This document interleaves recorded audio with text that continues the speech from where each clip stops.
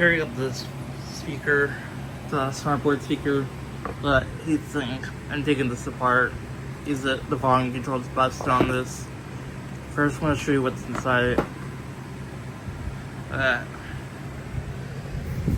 That's the volume potentiometer. It's really hard to get inside these, so I don't recommend you to take these apart.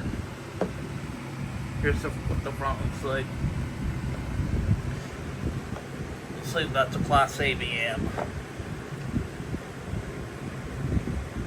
I'm going to disconnect this cable and show you more of the inside of it. Here's a deeper look at the amp. Probably gonna bypass this amp. Just use the speakers. Okay, I got this board unscrewed. Just a few capacitors. It's hard to see. Here's a deeper look at the amp. Some components. Nothing else. There's the USB ports.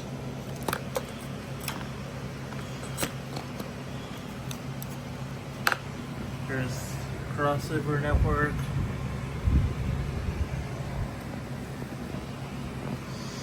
I'm actually not going to reuse this amp. This is only like 14 watts. Well, this can handle like 30 watts.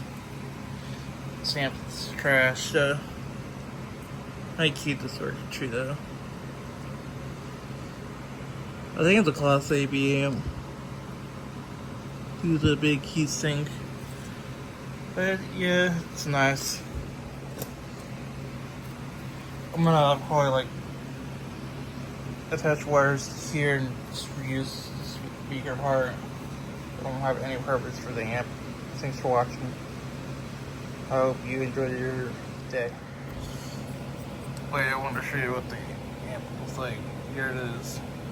It's a Class A B amp. It's a TDA 7377 Class A B amp. It's hard to see though. I'm going to pull it out for you. If the camera can focus. There we go. Look at that.